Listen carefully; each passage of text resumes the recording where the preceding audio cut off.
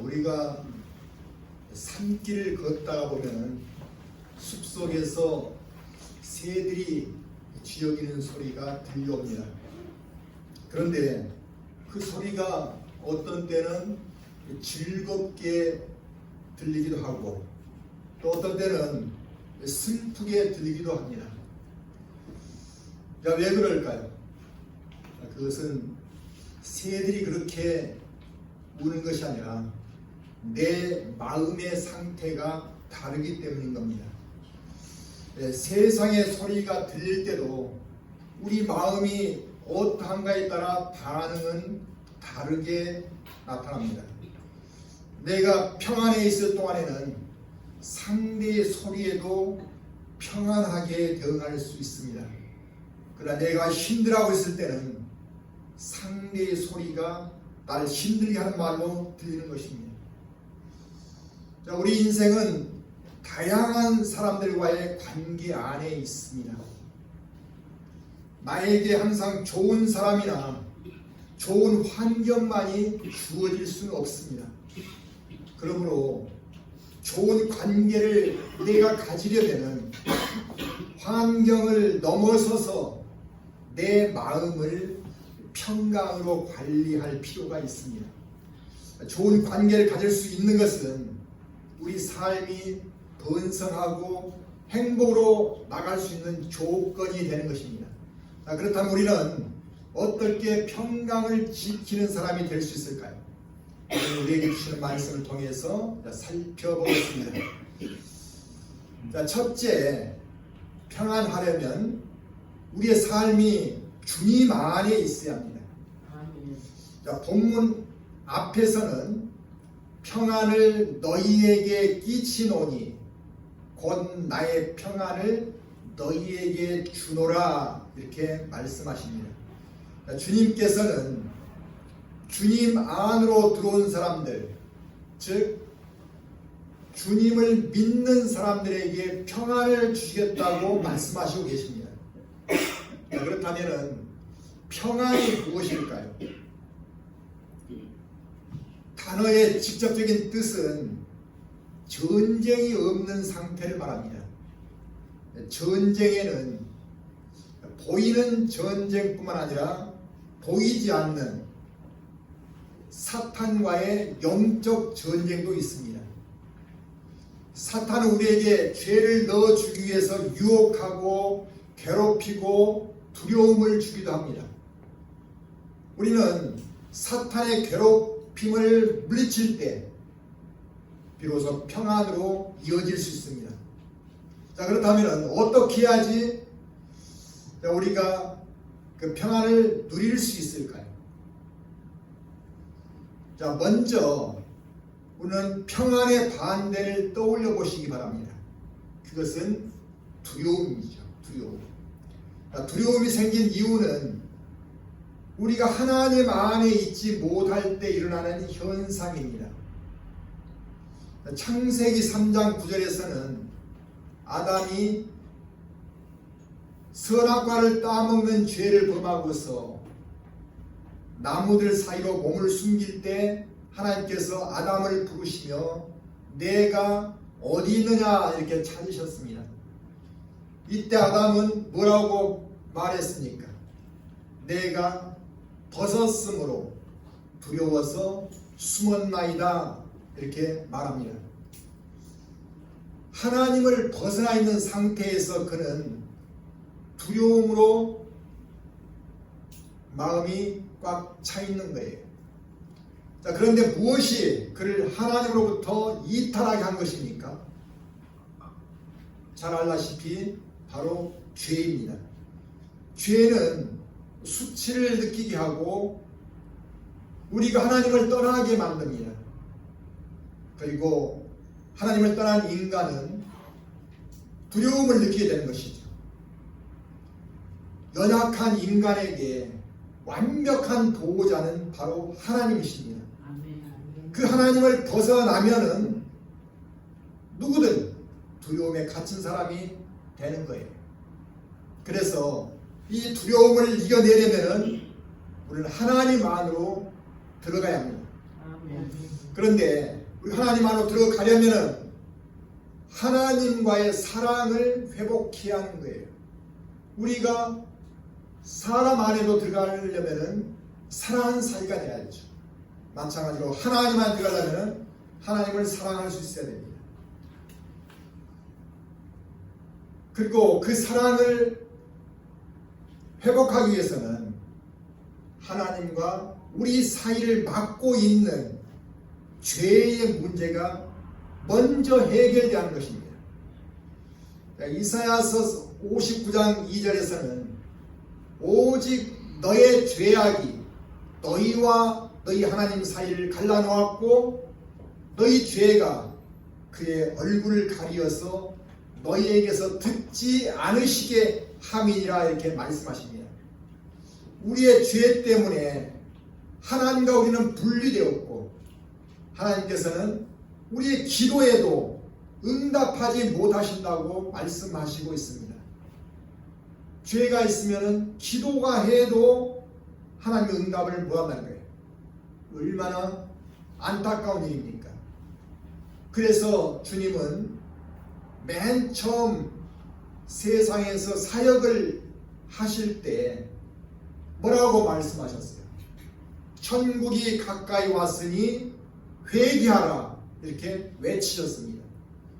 여기서 천국이 가까이 왔다는 말씀은 천국은 주님 안으로 들어오는 것에서부터 시작된다는 것을 알려주시는 말씀이십니다. 주님을 통해야지 천국을 들어가기 때문에 주님이 오셨잖아요. 그래서 천국이 가까이 왔다 이렇게 말씀하시고 있는 거예요. 우리가 주님 안으로 들어가기 위해서는 죄를 인정해야 해요. 인정. 남의 죄는 우리가 잘 보지만은 자기 죄는 잘 못 봐요. 근데 그것을 인정할 수 있어야 됩니다. 그래야지 회개할 수 있기 때문에 그렇습니다. 회개를 해야 할 수 있습니다. 그래서 우리의 잘못이 있다면 우리는 망설이지 말고 회개를 하고 죄의 사함을 입는 자가 되기를 축원합니다. 그래야 우리는 하나님 사랑으로 들어갈 수 있습니다. 우리 모두 그 특권을 누리시기 바랍니다. 믿는 자에게는 특권이 바로 회개인 거예요. 그래서 죄의 사함을 얻고 평안을 얻는 것입니다. 평안은 하나님과 사랑을 나눌 수 있는 화목한 상태를 말한 거예요. 그래서 성경에서는 평안을 하나님과 화목을 의미하는 말로 히브리어로는 샬롬이라고 그러고 헬라어로는 에이레네 이렇게 부르는 것입니다. 평안은 그냥 멈춰있는 감정이 아니라 사랑으로 연결되어 있는 감정입니다. 그래서 기쁨이 있는 감정입니다. 우리가 그 기쁨을 얻을 때 다른 사람에게도 사랑을 담아서 기쁘게 대할 수 있게 되는 거예요. 평강의 삶은 하나님 안에 거하는 삶이기에 결국 하나님의 축복으로 이어지게 하십니다. 주님께서는 그 평안을 믿는 자에게 주시겠다고 오늘 본문을 통해서 우리에게 약속하시고 계십니다. 주님께서는 그 약속을 어떤 일이 있어도 분명히 지키십니다. 평안은 주님의 약속을 붙잡은 때부터 이미 시작된다고 믿으시기 바랍니다. 우리는 주님의 십자가 은혜로 구원을 입고 하나님의 자녀가 된 사람들입니다. 하나님의 자녀는 하나님의 것이므로 하나님의 소유죠. 그러므로 사탄은 방해하거나 괴롭히지 못하게 됩니다. 항상 하나님 안에 거한 자가 되시기 바랍니다. 아멘. 그리고 평안의 축복을 받은 우리는 하나님 자녀로서 합당한 삶을 살면서 하나님께 영광 드리시기를 바랍니다. 아멘. 어떤 교회에 45년간이나 믿음 생활을 해온 장로님이 계셨습니다. 그런데 간증하시면서 이렇게 말했습니다. 나는 열심으로 예배하고 교회 행사마다 참석을 했습니다. 그리고 교회에 거주한 일에 온 힘을 쏟아서 헌신했습니다. 그리고 마침내 3년 만에 교회 건물을 건축하게 되었습니다. 그러나 정작 내 자신의 믿음이 점차 얕아지고 있는 것을 알고는 마음이 무너졌던 것입니다. 예배를 드려도 마음이 멍했고 기도를 해도 하나님께서 듣고 계실까 하는 의심이 가득 찾아왔습니다. 그러던 어느 날 목사님이 읽어주신 말씀이 새삼스럽게 자신의 가슴을 쳤다고 말했습니다. 고린도전서 3장 16절에 나오는 말씀이었는데, 너희는 너희가 하나님의 성전인 것과 하나님의 성령이 너희 안에 계신 것을 알지 못하느냐 하는 말씀이었다고 합니다. 그 말씀을 듣는 순간 교회 건축에만 매달려서 정작 자신이 성전인 것을 돌보지 않았고 그 마음이 황폐하게 놓아두었다는 것을 알게 됐답니다. 하나님보다 건축일에 마음을 쏟았고 사람들을 비난했고 자기 자랑만 했던 일들이 머리에 떠오르기 시작했습니다. 장로님은 바로 무릎을 꿇고 회개 기도를 했다고 합니다. 주님이 제 안에 있고 제가 주님 안에 거하여 사랑으로 하나 되는 것을 원하신다는 것을 알게 해주심을 감사드립니다. 나의 죄를 사해 주시기 위해 십자가를 지신 주님의 사랑 안에 거하는 자 되게 하여 주시옵소서. 이렇게 기도가 터져 나왔던 겁니다. 이후부터 장로님은 주님이 자신 안에 계시다는 믿음을 붙잡게 되었고 기쁨과 평안이 밀려왔다고 합니다.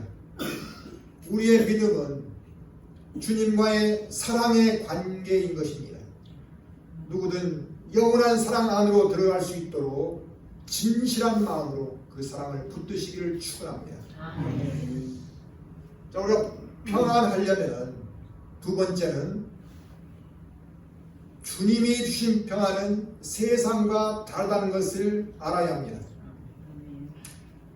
본문 중간 부분에서는 내가 너희에게 주는 것은 세상에 주는 것과 같이 아니하니라 이렇게 말씀하십니다.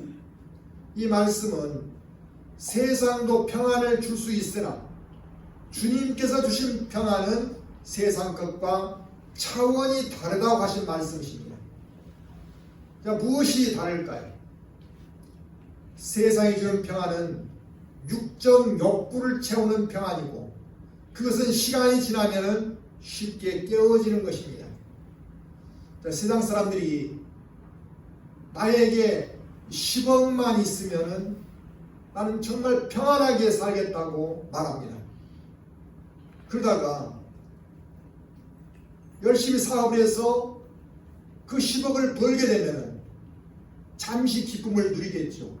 그러나 다시 더 큰 돈을 바라보는 마음이 생기게 됩니다.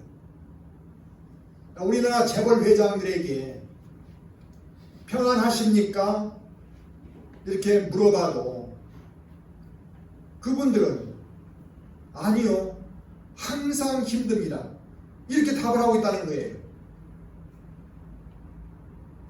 왜 그러냐면 결국은 더 큰 것을 원하는 마음이 자리 잡고 있기 때문에 그렇습니다.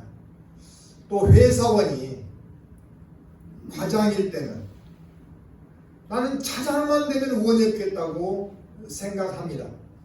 그러나 막상 차장이 되고 나면은 그 기쁨이 6개월 정도 이어진다고 합니다.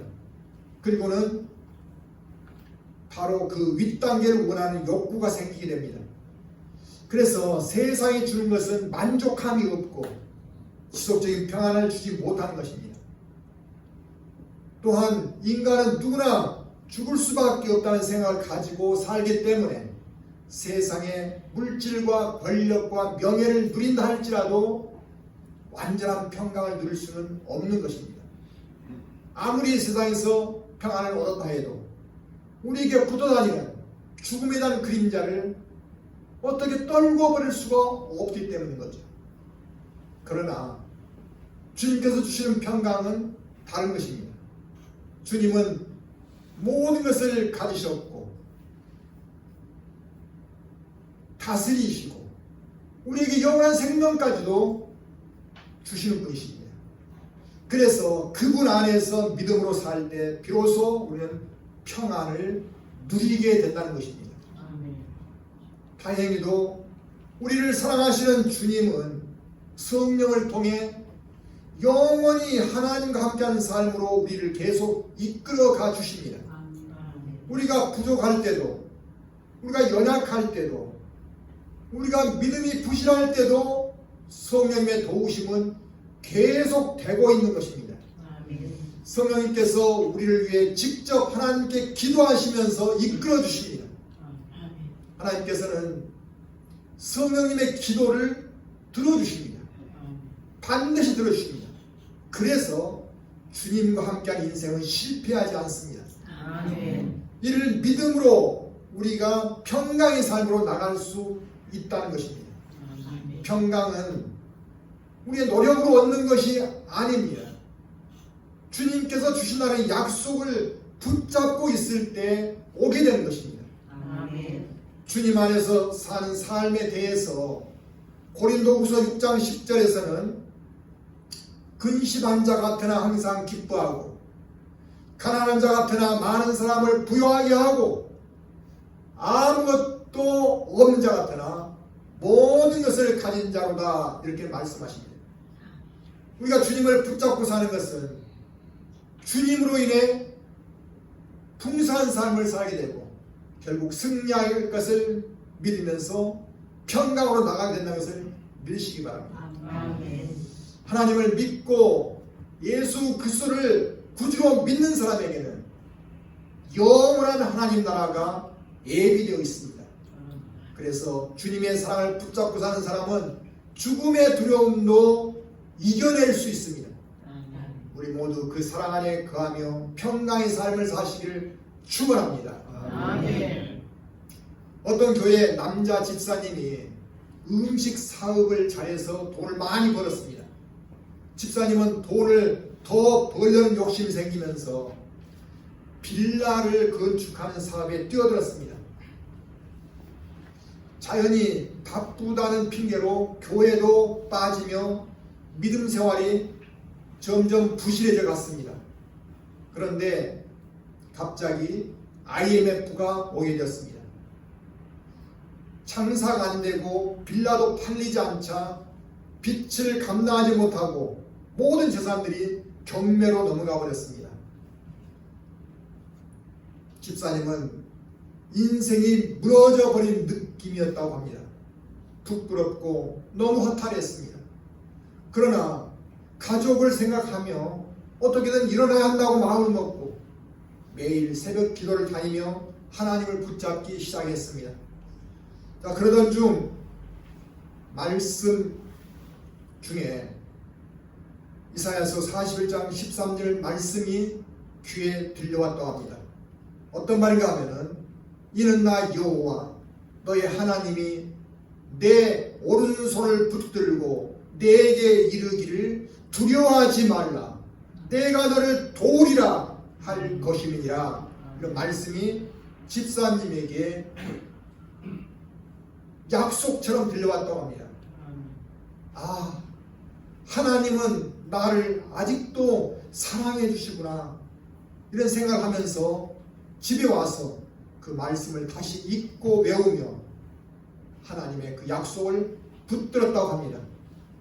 그러자 시간이 갈수록 마음이 점차 평안으로 바뀌게 되더랍니다. 어느 날 친구로부터 전화가 왔어요. 사정을 서로 이야기를 하다 보니까 친구가 내가 돈을 꿔줄 테니까 식당을 다시 시작해라 이렇게 말하답니다. 집사님은 그 돈으로 식당을 다시 열었고 그래서 다시 재기할 수 있었습니다. 집사님은 하나님께서는 우리가 하나님 사랑 안에 거하기를 원하시기에 그 사랑을 떠나면은 고난도 주신다는 것을 알았습니다. 그러나 다시 하나님을 붙들 때 하나님은 우리를 다시 일어나게 하십니다. 그렇게 간증했습니다.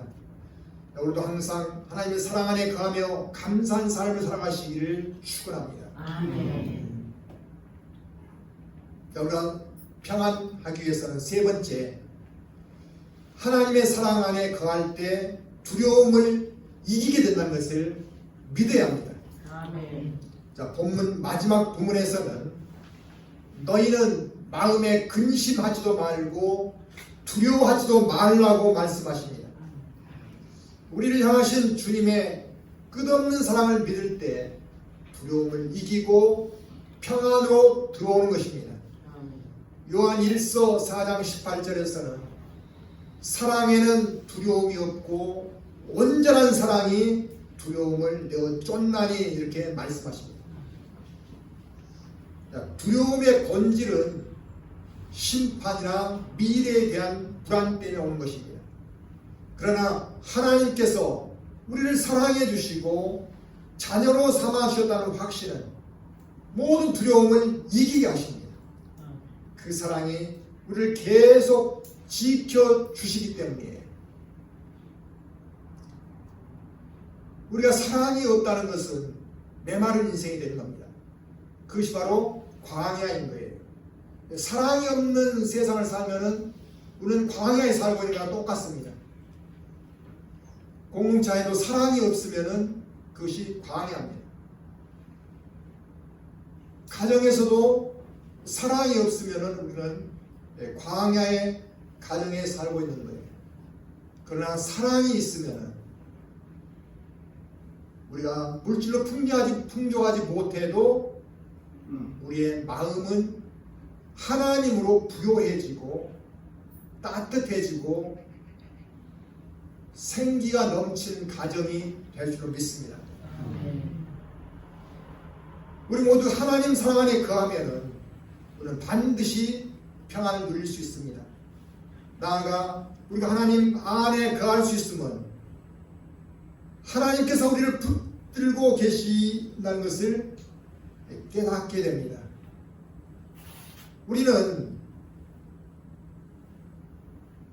우리가 하나님을 붙드는 것이 아니라 하나님께서 우리를 붙들고 있기 때문에 우리가 하나님 안에 변함없이 있을 수 있다는 것을 믿으시기를 축원합니다. 아멘. 우리가 하나님을 멀리하거나 하나님의 말씀을 떠나서 살 때가 얼마나 많았습니까? 그래도 우리를 버리지 않으시는 하나님의 자비하심과 끝없는 사랑에 감사하시기 바랍니다. 아멘. 하나님께서 우리를 향한 사랑은 누구도 막을 수 없다고 했습니다. 그만큼 하나님의 사랑은 크고 강력하고 절대로 놓지 않는 사랑이라는 말씀이십니다. 아멘. 로마서 8장 39절에서는 높음이나 깊음이나 다른 어떤 피조물이라도 우리를 우리 주 그리스도 예수 안에 있는 하나님 사랑에서 끊을 수 없으리라 이렇게 말씀하십니다. 연약한 자녀를 둔 어머니의 사랑처럼 하나님의 사랑은 온전히 우리를 향해 부어주시고 있습니다. 아멘. 아무리 우리의 죄가 많아도 그분을 믿고 들어가면 품어주시고 죄를 사해주시고 하나님의 자녀가 되게 해주십니다. 아멘. 그래서 우리는 하나님 사랑을 믿으면 이 땅에서도 천국과 잇대어 살아가는 평안의 마음을 가질 수 있는 것입니다. 아멘. 그리고 그 평안으로 하나님 일에 쓰임받게 하십니다. 아멘. 백인들이 남아프리카를 지배할 때가 있었습니다. 그때는 흑인에 대해서 심한 인종차별을 했지요. 자, 그때 만델라라는 사람이 이에 반대하는 집회를 하다가 붙잡혀서 27년간이나 옥살을 했습니다. 그는 옥에서 고된 노동과 욕설 그리고 열악한 감옥 생활을 하면서 지냈는데 그래도 분노를 품는 대신에 하나님의 인도하심을 믿었다고 했습니다.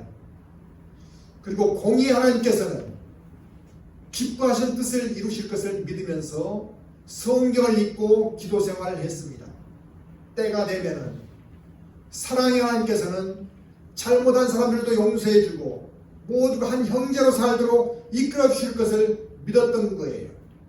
그래서 자신의 마음에도 분노 대신에 화해와 용서를 품을 수 있었고 감옥 안에서도 평안함을 누릴 수 있었다고 했습니다. 추록 후 그는 국민들의 지지를 받고 대통령으로 당선되었고 하나님의 뜻에 순종하기 위해서 용서와 화해를 이루는 정치를 했습니다. 그의 정치는 남아프리카 공화국을 경제적으로 안정시키는 힘이 되었고 그 자신은 노벨 평화상을 받고서 세계적 지도자의 단열에 오르게 되었습니다. 하나님의 선하신 뜻은 반드시 이루어질 것이라는 믿음으로 살아갈 때 하나님은 우리에게 평안을 주시고 하나님 일에 쓰임받게 하십니다. 아멘. 하나님께서는 우리를 끝까지 사랑해 주시고 영원한 천국에서 살기를 원하십니다. 그 사랑을 붙들 때 우리는 평안을 누릴 수 있습니다. 이 평안을 우리가 누리기 위해서는 첫째, 우리의 삶이 주님 안에 있어야 합니다. 아멘. 둘째, 주님이 주신 평안을 구해야 합니다. 아멘. 셋째는 주님의 사랑 안에 거할 때 평안이 찾아온다는 것을 붙잡아야 합니다. 아멘.